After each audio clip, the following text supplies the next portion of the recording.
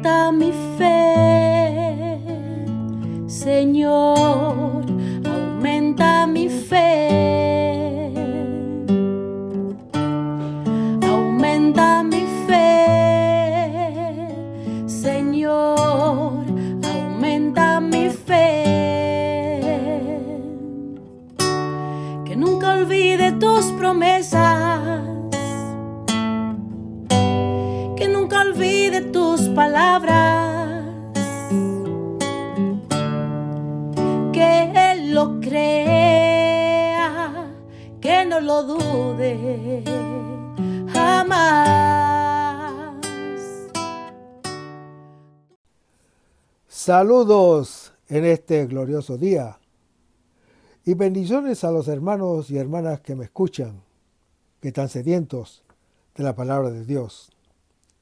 Les envía un saludo su hermano Américo Tejada, de la parroquia San Simón Stack San José, que está localizada en el Bronx y pertenece a la Arquidiócesis de Nueva York. Hoy estaremos estudiando el Evangelio según San Juan, versículo 10 al versículo 13.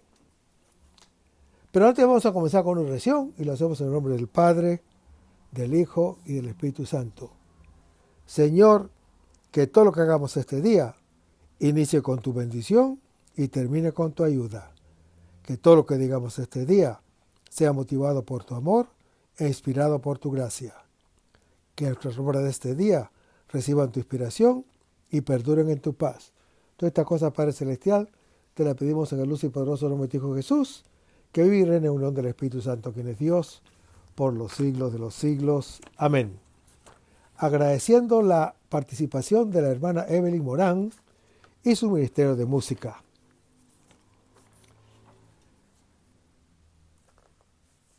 Estaremos ahora leyendo el Evangelio según San Juan, versículo 10 al 13, donde se lee 10 al 13. En el mundo estaba y el mundo fue hecho por ella, y el mundo no la conoció. Vino a los suyos y los suyos no la recibieron.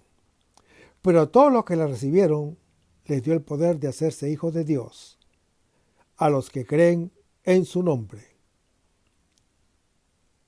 los cuales no nacieron de sangre, ni deseo de sangre, ni deseo de hombre, sino que nacieron de Dios.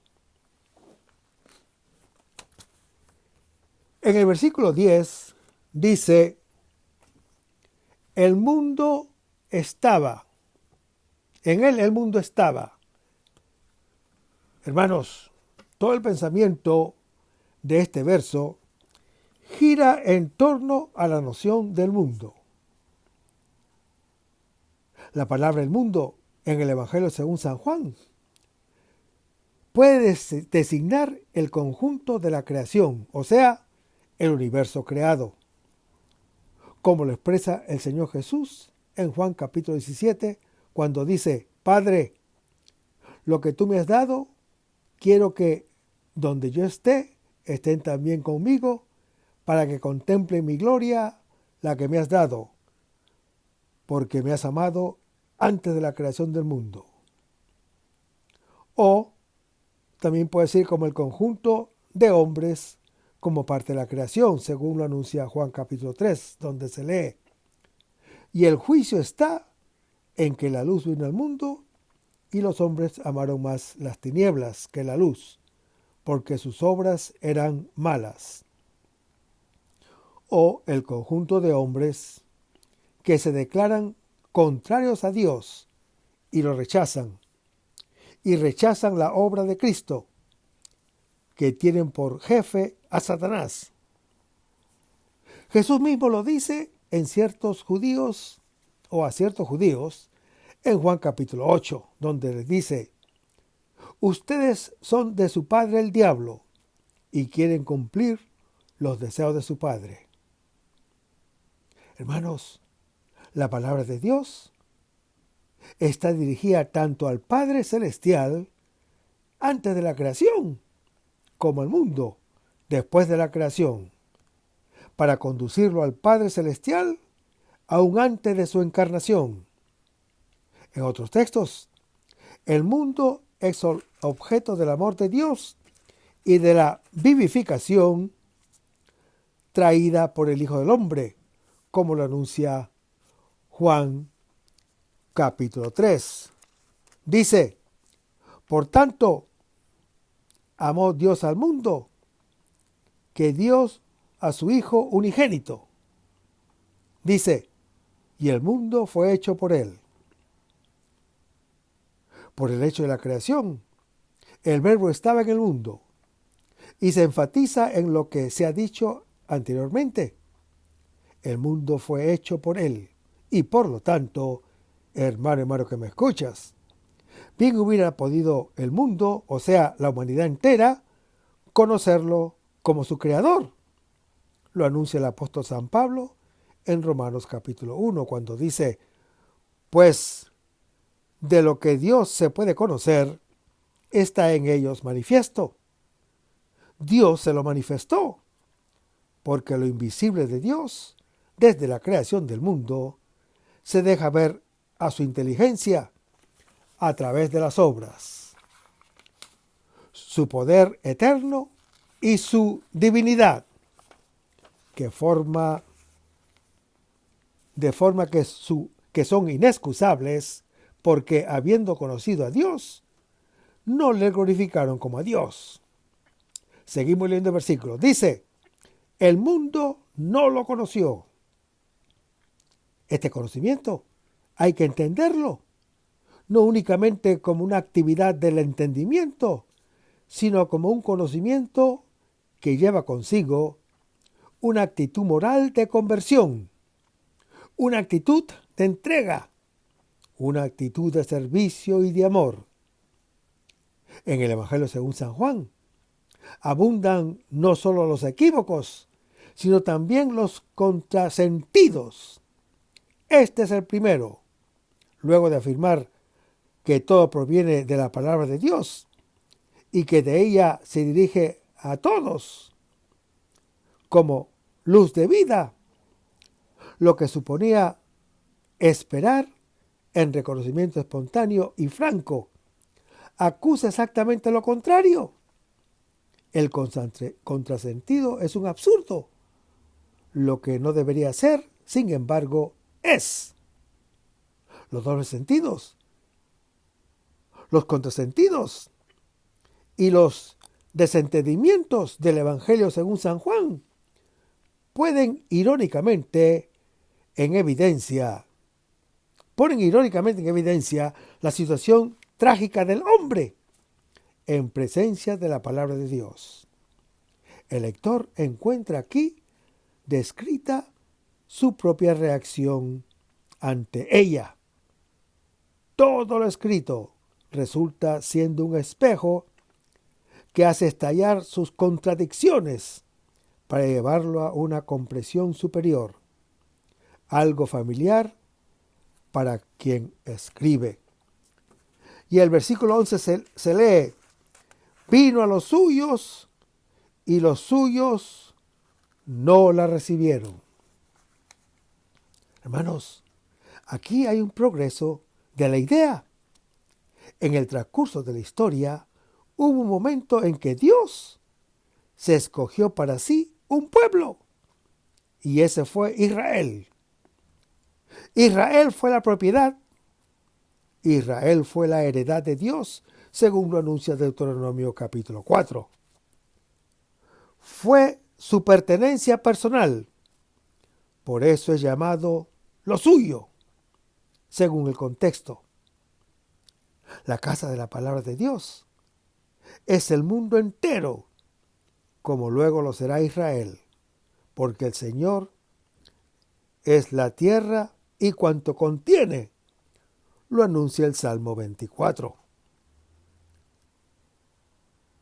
A pesar de que la desea como la vida y que se manifiesta como la luz, ni se la reconoce, ni se la escucha, ni se escucha justamente, y no se escucha justamente porque no se reconoce. A este pueblo Dios le envió a su Hijo Jesús. Pero Israel no lo quiso recibir, sino que lo rechazó.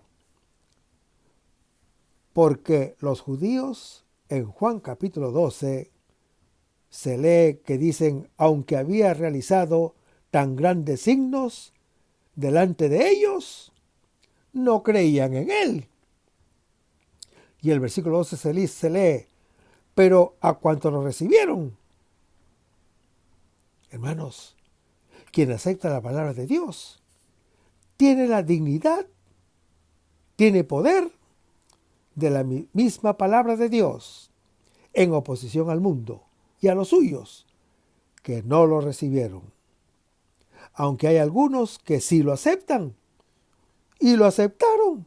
Pues bien, hermano que me escuchas, a estos les dio poder de ser hijos de Dios.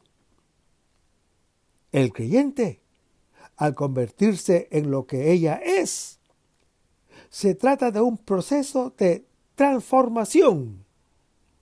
La palabra de Dios nos permite llegar a ser hijos, poniéndonos en diálogo con el Padre Celestial, puesto que la palabra es Dios.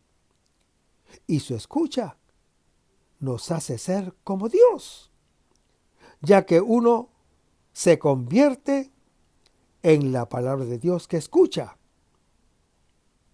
Vayamos a las Escrituras. ¿Qué amor tan grande nos ha dado el Padre para que podamos llamarnos hijos de Dios? Pues lo somos realmente. Lo anuncia 1 de Juan, capítulo 3. El Señor Jesús vino para hacernos hijos de Dios. Afirmación que a veces es difícil de entender, ya que todos los creyentes eran amados y disponían de la luz. Sin embargo, es maravilloso cuando alguien ha reconocido en la persona de Jesús al Hijo del Eterno. Se inicia entonces una nueva relación con Dios. Y aun cuando a veces nos parezca que los creyentes no son diferentes que los demás, para Dios, sin embargo, hay una diferencia enorme, sin la cual la creación perdería su sentido. Dice, a los que creen en el nombre o en su nombre. Hermanos, el nombre es el sustituto de la persona. Por tanto, los que creen en su nombre, quiere decir los que creen en Jesús y lo aceptan en plenitud. Por eso el apóstol San Pablo en Filipenses capítulo 2 anuncia, por eso Dios lo exaltó y le otorgó el nombre que está sobre todo nombre, porque al nombre de Jesús toda rodilla se doble en los cielos y en la tierra y en los abismos, y toda lengua confiese que Cristo Jesús es el Señor, para la gloria de Dios Padre. Hermanos, creer en el nombre, o sea, el Señor, significa confiar la propia vida a Dios. Y el versículo 13 se dice, o se lee, los cuales no nacieron de sangre, ni de deseo de carne, ni de deseo de hombre, sino que nacieron de Dios. Hermanos, nuestra generación, como hijos de Dios, es obra del propio Dios, por la acción de su palabra. No serán entonces ni la sangre, ni la carne, ni la voluntad del hombre, quienes puedan engendrarnos como hijos de Dios, sino la carne y la sangre del Hijo de Dios en la Eucaristía, que pone por obra la voluntad del Padre Celestial. El puñado que creyó en Jesús representa el resto de que hablan los profetas del Antiguo Testamento. Es el pueblo coalitivo que siempre fue fiel a Yahvé y realizó perfectamente la misión confiada por Dios a Israel, según lo anuncia el profeta Sofonías en su capítulo 2, donde se lee: y será la franja costera para el resto de la casa de Judá. Allí pasarán y a la tarde reposarán en las casas de escalón, cuando los visite Yahvé su Dios y los traiga de su cautiverio. Hermanos, la filiación que comunica el Verbo no es un nacimiento a la manera humana, producto de la sangre, o de la carne, o de la voluntad de varón, sino que es fruto de un engendramiento o nacimiento divino y, por lo mismo, una comunicación de vida superior, que el apóstol San Juan llamará vida eterna en Juan capítulo 3. Vamos a despedirnos con una oración. Lo hacemos en el nombre del Padre, del Hijo y del Espíritu Santo.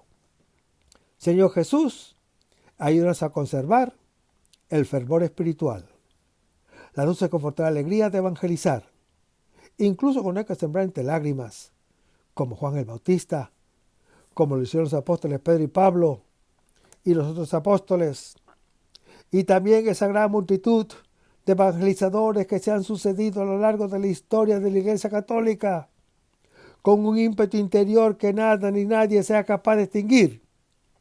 Señor Jesús, que sea esta la mayor alegría de nuestras vidas entregadas al Evangelio, y ojalá que el mundo actual pueda así recibir la buena nueva de tu Evangelio, porque tenemos la tarea de anunciar el reino de Dios y de implantar tu iglesia en este mundo que todavía no te conocen. Toda esta cosa, Padre Celestial, te la pedimos en el luz y poderoso nombre de Hijo Jesús, que vive y reine en unión del Espíritu Santo, quien es Dios, por los siglos de los siglos. Amén. Hasta el próximo segmento. Que el Señor nos bendiga.